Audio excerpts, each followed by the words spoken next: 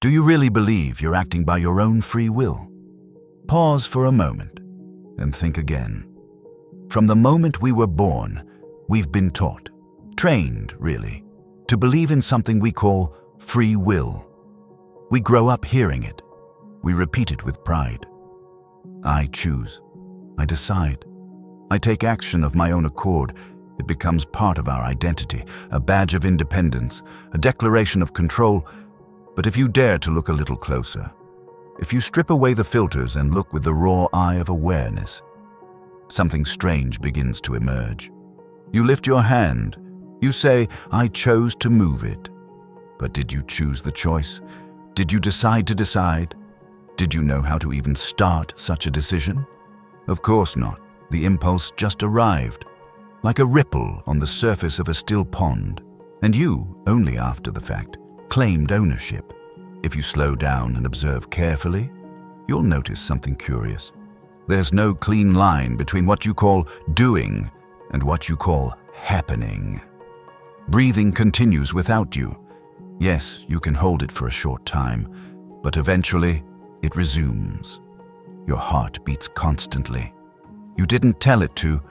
You can't stop it. You can't live without it. So, where does control begin? Where does it end? Where's the boundary between the voluntary and the involuntary? The truth is, it's a blur, a soft edge, a twilight zone. And because that edge is so vague, the entire story we tell about free will starts to tremble.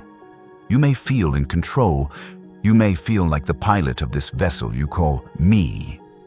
But if you truly look deeper, you'll discover something surprising. What you call free will is not a command. It's a phenomenon. It doesn't stand outside of life. It happens within it, just like a wave that rises from the sea, just like the flicker of a flame. Your choices ripple from a vast ocean of events you neither summoned nor control. And yet, buried deep within us is a superstition, a stubborn idea that whispers, no, I'm separate, I'm the driver, I steer the wheel, I shape my fate. But reality, I'm afraid, doesn't honor that illusion. Every desire you feel, every action you take, every word you speak emerges from a long web of causes and conditions, most of which stretch far beyond your awareness. So you are not the architect of your life. You are the expression of its unfolding, not the commander of your fate, but the glorious embodiment of its movement. We've been told there's a self, an inner agent that acts upon a passive outer world. But is that really what's happening?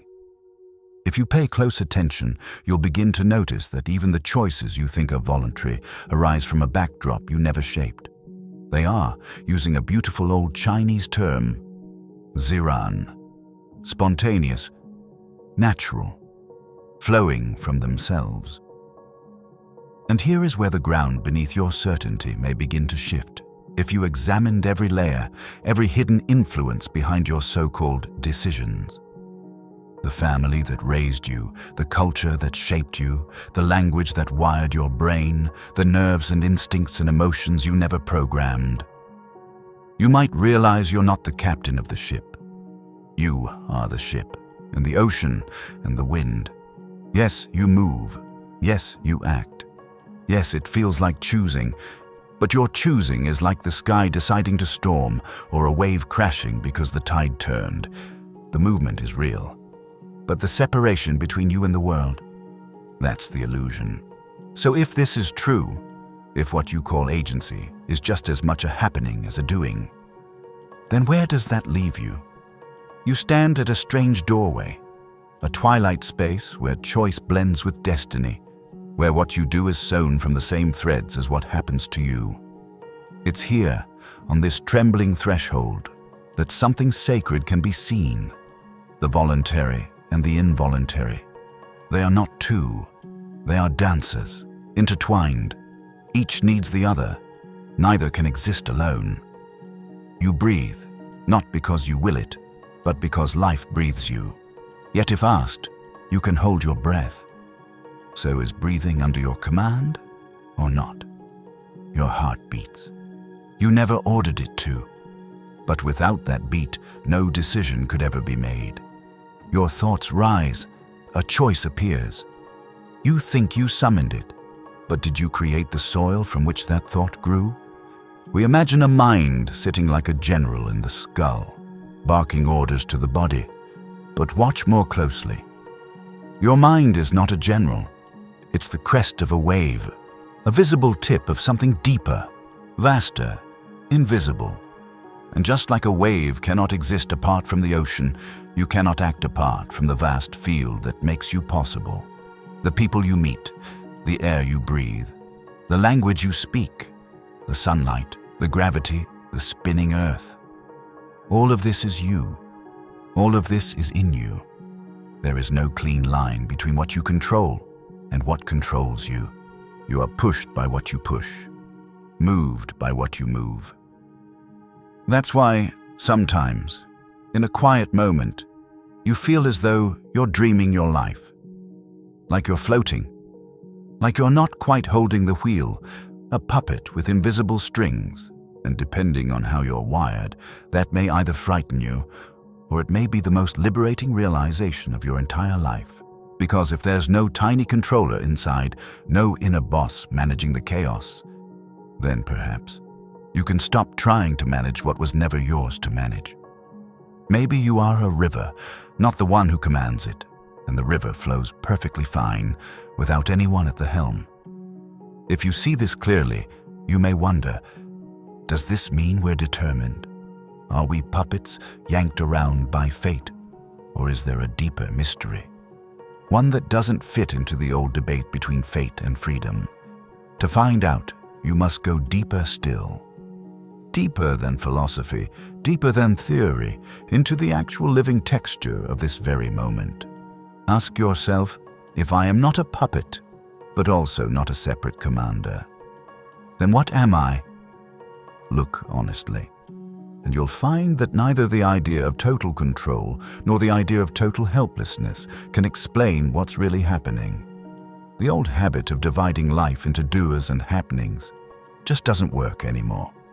The truth is, what you call you and what you call the world are two sides of the same unfolding, like the north and south poles of a magnet. You can't have one without the other, like the inhale and the exhale, inseparable, co-creating. When you say, "I'll do that," you believe it came from nowhere. But that moment was born from 1,000 unseen ripples.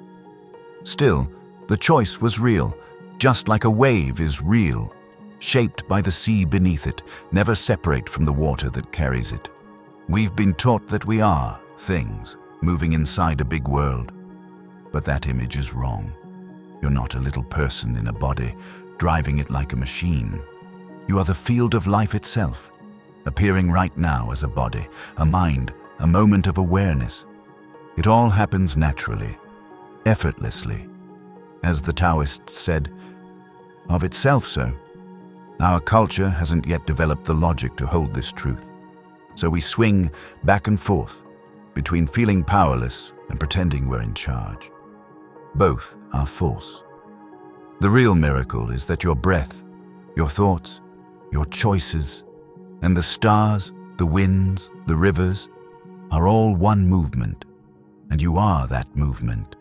If you watch closely, you'll see that existence is not a collection of things. It is a network of relationships. Nothing stands alone. Nothing ever has. You are not a speck of consciousness wandering through a world of objects. You are a pattern woven into the grand dance of nature, a thread in the endless tapestry of being.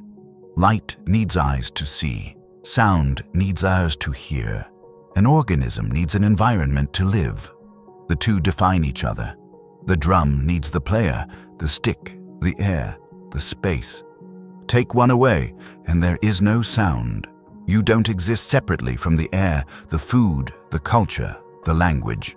They are not decorations. They are the threads that weave you. So the boundary between what you do and what happens to you, it's not a wall, it's a shimmer where the voluntary and involuntary are revealed to be one. just as your every motion depends on your heartbeat, and your heartbeat on sunlight, and sunlight on the galaxy. Everything you are is held within a cosmic embrace. There is no isolated you facing a hostile world. There is only the grand event, the total happening, and what you call self and world are just two faces of that single miracle. You may remember the hologram. Break it into tiny fragments, and each piece still carries the whole image. In the same way, every wave in the ocean tells the story of the entire sea. Every leaf carries the shape of the wind, the rhythm of the seasons, and the memory of ancient sunlight. Nothing is alone. Everything is held, supported, shaped by the field around it. Even a broken bone whispers the blueprint of the body. Because the part is never just a part. The part is a window to the whole. And when you finally see this deeply, clearly, beautifully, you'll understand there has never been a true division between what you do and what happens to you. It's all the same unfolding. It's all the same dance, and you are that dance. What we often call the environment, as if it's something out there, apart from us, is not separate at all. It is us, just as much a part of you as your hands, your breath, your heartbeat. The world you see and the you who sees it are woven from the same thread. The Buddhists captured this truth with breathtaking clarity. They spoke of the universe as a vast and endless web of jewels, each jewel reflecting every other jewel, an infinite dance of mirrors stretching out in all directions. No single jewel is the center, none is superior, yet each one contains the reflections of all the rest. So if this is true, if we're all part of this shimmering, infinite net of connection, then why don't we feel it? Why do we so often walk through life feeling heartbreakingly separate from everything? The answer is simpler and stranger than you might think. Our minds and senses. They're filters, not lenses, not windows, but screens. Your eyes, for instance, don't show you everything. They only pick up a narrow slice of light, a tiny sliver of the electromagnetic spectrum. They can't see gamma rays or X-rays or cosmic waves. Your ears? The same. They hear just a small portion of all sound, while the rest passes by unnoticed. But this filtering doesn't stop with the senses. Your mind does it too. We don't see the world directly. We see it through concepts, through names, labels, definitions. We cut reality into pieces and sort it into tidy boxes. This is me. That is a tree. That's just background noise. But reality doesn't come in boxes. It flows. What's left out of our attention, what we don't notice, is often what connects everything else. We ignore the gaps, the pauses, the quiet spaces between things. Yet those spaces are everything. A melody is not just notes. It's the silence between the notes. A sentence isn't just words. It's the pauses that make meaning possible. Life is the same. But we've been trained to fixate on the solid, the obvious, the things. And we overlook the space that gives those things shape and meaning. Space isn't empty. It's not nothing. It's the condition that makes everything possible. It's the canvas, the frame, the breath between heartbeats. Think of a radio. The music you hear doesn't come from the knobs or the dials. It's carried through invisible space. That space is what lets the sound happen. We live in a world that values certain sensations and dismisses the rest. But when you begin to let go of those preferences, when you soften your focus and let your awareness widen, you start to notice something truly miraculous. Everything matters. The splash of water against stone, the rustle of leaves in the breeze, the silence between heartbeats. They carry a depth that rivals any grand speech or sacred text. And you begin to feel awe, a quiet amazement for all the things you once ignored. As one Zen master once said so simply, the sound of the rain needs no translation. Our words, our thoughts, our labels. They're like nets we throw across the river of life. We cast them hoping to catch the world, to name it, to control it, to understand it. This is a shoe. That's a cloud. This thing over here must mean something. But a word is not the thing. Naming a cloud does not freeze it in the sky. Calling a wave, wave, does not make it stand still. These things are not fixed objects. They are movements, wiggles of the whole, dances of energy. Nature doesn't care for our definitions. It doesn't fit into our boxes. What we call a thing is more like a ripple in the stream. It isn't separate. It just looks that way. When we give it a name, we act as if it stands alone, but it never stopped being part of the flow. Even now, as you sit and look around, you see bodies, chairs, walls. But what about the space between them? We act as though that space is empty, meaningless. But in truth, it's everything. It's the only reason anything can happen at all. Think again of music.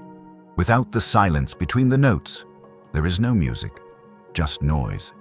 In the same way, the empty space of the cosmos is what connects every star, every planet, every being. It's not a stage. It's a womb, the place from which all life is born. Space is not a backdrop. It's the essence of relationship. It is what allows rhythm, what allows movement, what allows love. And when you see this, when you really see it, the world changes.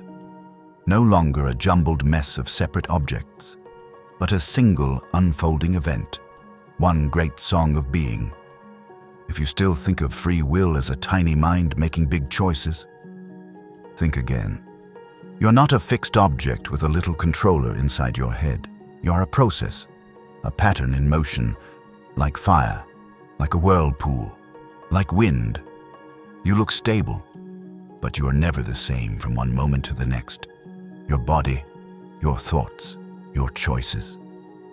They are waves in a sea of energy, shifting, flowing, merging. Even what you call free will is just another swirl in the current. You couldn't decide anything if your lungs stopped or your heart ceased to beat. And those are not under your command.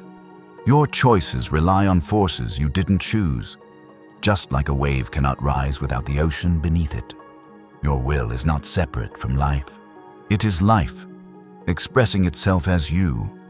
And so when something unexpected happens, when life throws you off course, you might say, "That wasn't me. I didn't cause that." But in the deepest sense, it was you. It was your life unfolding as the whole. The Buddhists call this karma, not some mystical punishment or reward, just action, cause and effect, endlessly entangled. You don't need to believe in past lives to understand it. Karma simply means what happens to you is not separate from what you do. Imagine playing chess with yourself or fencing with both hands. One strikes, the other defends, but both hands belong to the same body. Your choices arise within a great web of influences, most of which you can't even see, but they are as much a part of you as your heartbeat. You are doing the world with one hand and doing your body with the other. The illusion is that they are two. They are not. They are one game of hide and seek. And most of us, we forget we're playing. We hide so well. We lose sight of who we really are. This forgetting is what Buddhism calls avidya. Not ignorance, but misremembering. Forgetting the game. Forgetting that you were never apart from life in the first place. It's like a child hiding in a closet during a game, and hiding so well she forgets it was a game all along. We do the same.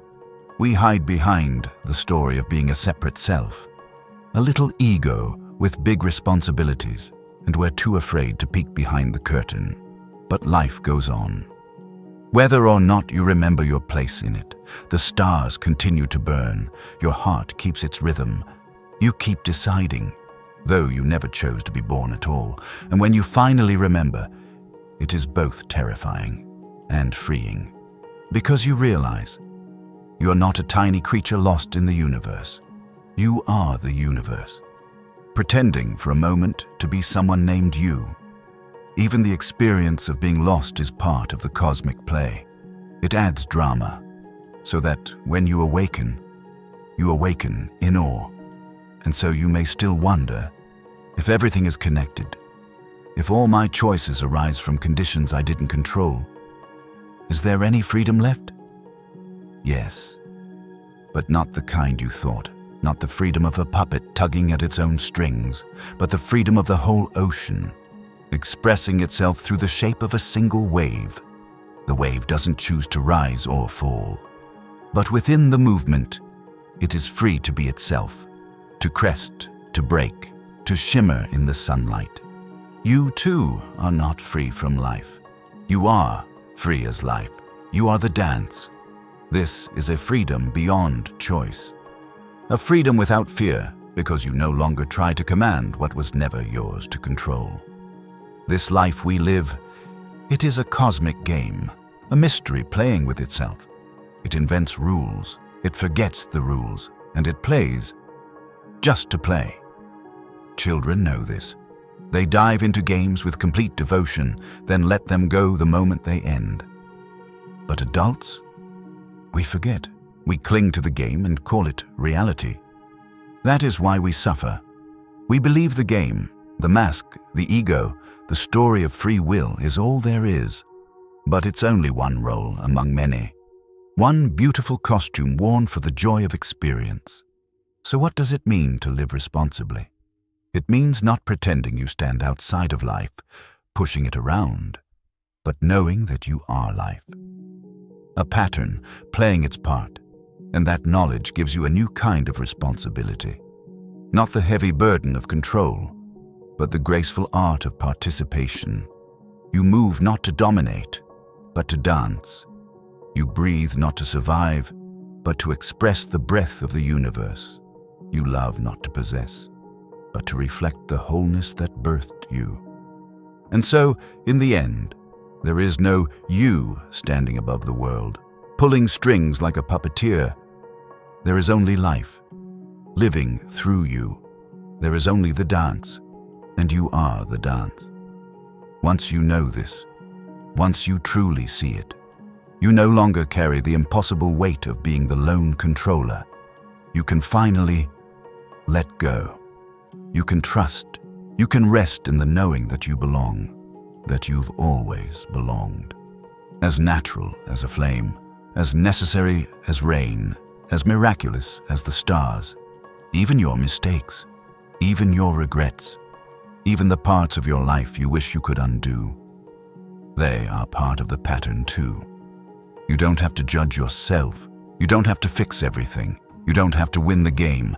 You just have to remember you are already being lived exactly as you are. And maybe, just maybe, that's the greatest freedom of all.